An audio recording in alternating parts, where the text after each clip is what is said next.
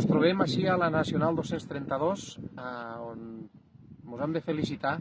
com s'estan executant aquestes obres. En tot aquest tram, que suposarà una inversió de més de 21 milions d'euros per part del Ministeri en aquest tram Morella Sur-La Torreta, veiem com s'estan fent moviments de terres, veiem així mateixa com s'està substituint la nova canalització d'aigua principal, infraestructura hídrica de subministrament d'aigua a Morella, en un tram que se ve afectat per aquesta nova carretera, o una miqueta més endavant veiem com ja s'estan fent també els fonaments de les estructures més importants d'aquest nou tram de carretera. Una inversió històrica que està sent possible, com ja va ser possible el nou port de Querol, gràcies al govern socialista, gràcies al PSC de Morella, per tot el treball que estem fent des d'ací a peu de terreny, en connexió i en coordinació directa amb el govern d'Espanya, el qual té, evidentment, un compromís ferm en este projecte.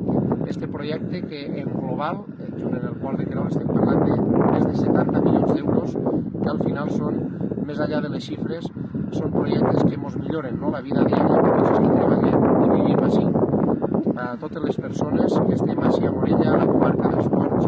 per a que la costa i l'interior estiguem més a prop en tots els sentits, en tots els serveis i també en les oportunitats. Un projecte que, com dic, i ens felicitem des del Partit Socialista per fer-lo possible perquè sigui una realitat enfront a aquells que no sols l'han ficat en dubte, sinó que massa vegades inclús han ficat pals a les. La veritat que dona goig veure com estan transcorrent tots els treballs i que en aquests moments, en totes les zones, entre Anduella i entre la Torreta, estem veient un moviment important